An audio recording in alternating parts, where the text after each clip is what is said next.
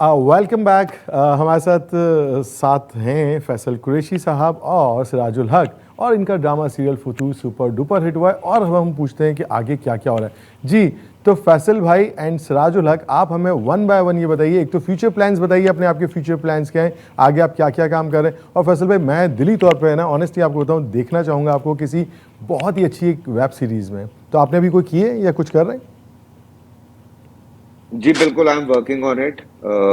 बिल्कुल, इंशाल्लाह in few days हम शूट स्टार्ट कर रहे हैं। I am doing this with, अब मैं सकता तो एक एक चीज है, काम कर रहा हूँ, इंशाल्लाह वो ऑन एयर हो जाएगी जल्दी।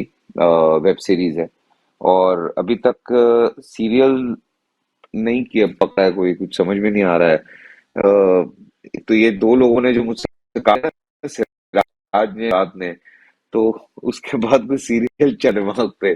ये बड़ा मसला हो गया है मेरे साथ यार, ये बड़ा के मसला हो बाद गया। फिर उसको फतूर मेंटेन करना और बड़ा बिले मुश्किल हो मोमिन जाता है। के बाद नहीं बैठ रहा, कुछ समझ में बहुत मुश्किल हुई है। सिराज, आप बताएंगे हमें। जी सिराज भाई।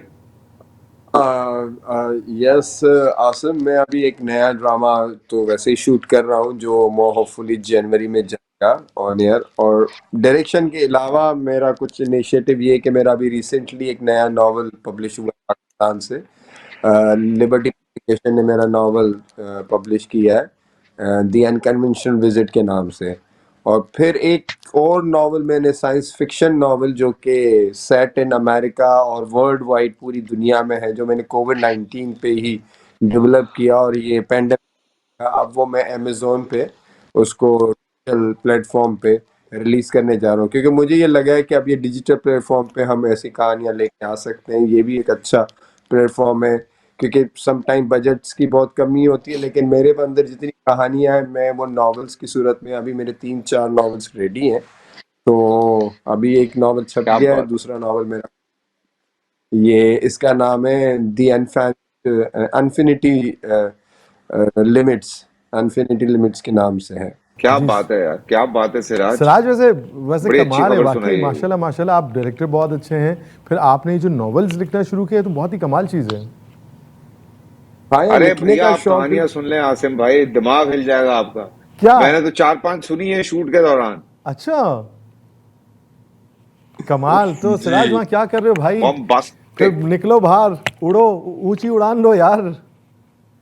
बस कोशिश है। अभी रिसेंटली मैं एक वेब सीरीज भी लिख रहा था, वो मेरी सिलेक्ट हुई जर्मन, जो एक प्रोडक्शन कंपनी थी, और गोएते इंस्टीट्यूट में वर्कशॉप कराई थी। उसमें पाकिस्तान, अमेरिका और इंग्लैंड से राइटर्स थे। तो मेरी भी स्टोरी जो है सिलेक्ट हुई, बिहाइंड दी शेडो के नाम से। फिर तो वो भी मैं लिख रहा हूँ, उस पर भी वर्किंग चल रही है। फिर उसकी good, very pitching good. Session हुआ, दैट वाज क्लैपिंग रियली यार, वेरी बहुत गुड। अच्छा, बहुत ज़बरदस्त।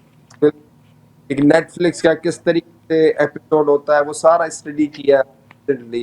और माशाल्लाह, I had pitched with the, I think open window production company है जर्मनी में, उनको। माशाल्लाह माशाल्लाह। एनी मैसेज सिराज, कोई मैसेज दें? आपके यहाँ पे इतने सारे फैंस हैं जो आपके ड्रामे देखते हैं और हमारी इंडस्ट्री को बड़ा प्रमोट करते हैं, कोई मैसेज उनके लिए?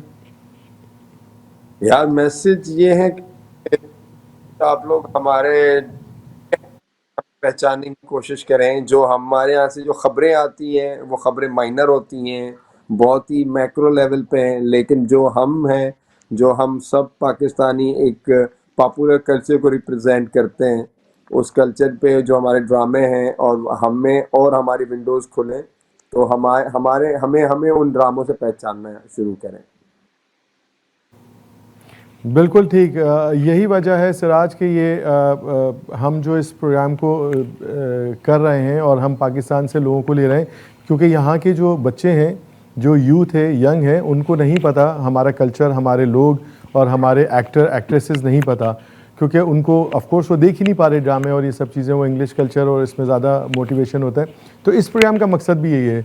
तो फैसल भाई, आप कोई मैसेज देना चाहें हमारे यूथ और यंग को, क्योंकि आपके तो माशाल्लाह सुपर डुपर हिट ड्रामे रहे हैं। कभी अम्मा देखती होती हैं किसी की, तो उसका बेटा देख के पूछ रहे थे ये कौन एक्टर है। एक दफ़ा ऐसे ही हुआ था, हम एक गए थे जगह, आंटी की तरफ, तो वो पाकिस्तानी ड्रामे दिख रही थी, तो उनका 8 साल का कोई मेरा ख्याल है पोता था, तो वो देखता, आपका एक शॉट चल रहा था, मुझे याद है फैसल भाई, ये फतूर का था आई थिंक, मुझे एग्जैक्ट ड्रामा नहीं पता, तो यूँ देख के बोलता है, थोड़ी देर देखता है, वो 8 साल का था, और वो फिर अपनी दादी को बोलता है कि ये एक्टर जो है ये कौन है, और ये कितना कैसे रहे, कैसे होता है सब कुछ, तो वो पता चलता है। फिर उन्होंने बताया बेटा पाकिस्तान से, ये ब्ला ब्ला ब्ला, तो ये बताना बड़ा ज़रूरी है उन बच्चों के लिए जो यहाँ पैदा हुए हैं। तो आप सर कोई मैसेज देना चाहें फैसल भाई?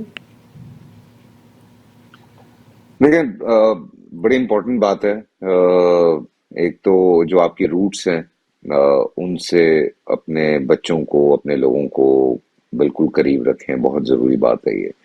और उसके लिए ऑब्वियसली अब जैसे मैं अगर अपनी बात करता हूँ, बेटी मेरी एक अंग्रेजी मीडियम स्कूल में पढ़ रही है, और मैंने हर मुमकिन कोशिश की कि मैं उसको किताबें पढ़ने का बहुत शौक है, तो मैं बड़ी कोशिश से उसको आहिस्ता आहिस्ता आहिस्ता आहिस्ता अब लेकर आ रहा हूँ कि वो उर्दू का भी जो हमारा लिटरेचर है, या हमारी जो हमारी कहानियां हैं, उनकी तरफ, फिक्शंस हैं, उनकी तरफ मैं उसको लेकर आऊं। तो ये हमारे बड़े छोटी छोटी चीजें होती हैं, जो बहुत जरूरी हैं आज के दौर में। आप कनाडा की बात कर रहे हैं, अगर मैं पाकिस्तान की भी बात करूं, तो बहुत सारे बच्चे उर्दू बोलते हुए बहुत कतराते हैं। उनकी उर्दू जो है, वो उससे बहुत दूरी हो चुकी है। मतलब खे हो गया या शीन हो गया या और लफ्ज हो गए, वो निकलते ही नहीं है उनके मुंह से। सो इसमें कोताही बच्चों की नहीं है, इसमें पेरेंट्स का कसूर होता है। सो ऑब्वियसली ये जिम्मेदारी है कि आप अपने बच्चों को अपनी जबान, चाहे आप उर्दू बोलते हैं या सिंधी बोलते हैं, पंजाबी बोलते हैं, पश्तो बोलते हैं, बलोची बोलते हैं, जो भी आपकी जबान है, सराइकी है, आप अपने बच्चों को आप अपनी एक मादरी जबान सिखाएं, और उसके साथ एक आपकी जो मुल्क की जबान है वो जरूर सिखाएं। हम टर्की की बहुत मिसालें देते हैं। टर्की में वहां का अगर कोई सुपरस्टार भी है या कोई नया बच्चा भी है, आप उससे बात करें, वो टर्किश में आपको जवाब देता है, और उनको बड़ा फख्र है इस बात पे। चाहे वो सड़क पे बैठा हुआ कोई बच्चा है, वो टर्किश बोल रहा है, चाहे वो कोई वहां का खरबपति आदमी है, वो भी टर्किश बोल रहा है, वो अंग्रेजी नहीं बोल रहा है। सो अपनी चीज को ओन करना, अपनी चीज को लेके चलना, ये बहुत जरूरी है। यही चीज आपको ईरान में मिलेगी, यही चीज आपको यूरोप में मिलेगी, यही चीज आपको बहुत सारी ईस्टर्न यूरोपियन कंट्रीज हैं जिनमें आपको ये फख्र मिलेगा। आपको ये चीज बैंकॉक में मिलेगी, आपको मलेशिया में ये चीज मिलेगी। पता नहीं हम लोग क्यों इस चीज को जो है वो कमतरी समझते हैं कि नहीं जी, अगर बच्चे को अंग्रेजी नहीं आती हुई, या ये मैंने अगर इंटरव्यू कॉम्प्लेक्स। उर्दू में या अवार्ड लेके अगर मैंने खड़े होके उर्दू में बोल दिया, तो पता नहीं लोग क्या सोचेंगे मेरे बारे में। और बड़ी बड़ी अगर मुझे मिसालें देनी है, तो उसके लिए मुझे बड़े बड़े हैवी, कोई जरूरत नहीं है यार। अपनी जबान पे फख्र करें, और अपने कल्चर पे फख्र करें। जब आप अपनी चीजों पे फख्र करते हैं, तो लोग आपकी तरफ आना शुरू होते हैं। आप खुद कंफ्यूज हैं, तो लोग कैसे आपकी तरफ मतवज्जो होंगे? ये बड़ी इंपॉर्टेंट चीज है। ये समझाने वाली बात है, जो कि आप अपने बच्चों को समझाएं, अपने बड़ों को भी समझाएं। अल्लाह का शुक्र है, मैंने सुना कि अब असम्बली में कहा गया कि जी सिर्फ उर्दू बोली जाएगी, वरना खामा खड़े होकर अंग्रेजी में बहस कर रहे हैं। भाई क्या जरूरत है अंग्रेजी में बात करने की यार? सारे पाकिस्तानी बैठे हैं, आप दुनिया को थोड़ी सुना रहे हैं, आपस में बैठ के बात कर रहे हैं। तो बहुत सारी फैसल भाई चीजें आपने हैं जिन पे इतनी, काम करने की जरूरत है। जी आपने इतनी ट्रू बात की है। एक्चुअली कॉम्प्लेक्स बहुत है पाकिस्तान, इंडिया या इस तरह की जो हमारी कंट्रीज़ हैं। यहाँ पर हम अपने घर के अंदर अभी भी उर्दू में ही बात करते हैं। हालांकि मेरे बच्चों को उर्दू बोलनी तो आती है, बट लिखने में थोड़ा सा डिफ़िकल्ट होता है, तो मैं उनको बहुत ज़्यादा इस चीज़ पे तनकीद करता हूँ। और अब बहुत ज़्यादा पाबंदी, मैंने यहाँ जितने लोगों को देखा है जिनको उर्दू, सिंधी या पंजाबी आती है, वो अपनी लैंग्वेज में ज़्यादातर बात कर रहे होते हैं। बट जैसे ही आप पाकिस्तान लैंड करेंगे ना, आपको उर्दू भी आती है, आप बाहर से बस आ जाएं, आप इंग्लिश बोलना शुरू कर देंगे। आप, आई डोंट नो, ऐसा लगता है it's just a language to convey anything जो भी आप करना चाहते हैं। इस लैंग्वेज को हमने इतना बड़ा चढ़ा के बता दिया कि पाकिस्तान में शायद लोग इससे मुतासिर होना शुरू हो गए। ये हमारा एक कॉम्प्लेक्स है जिसे मेरा ख्याल है हमें दूर करनी चाहिए। आपने बहुत अच्छी बात बोली फैसल भैया। Thank you so much, thank you so much. And thank you very much, बहुत बहुत शुक्रिया आपका। और हमें पता है कि आपने अपने मसरूफ टाइम में से हमें टाइम दिया, and thank you very very much. Faisal भाई आपका बहुत बहुत शुक्रिया, एंड सिराजुल हक आपका भी बहुत बहुत शुक्रिया।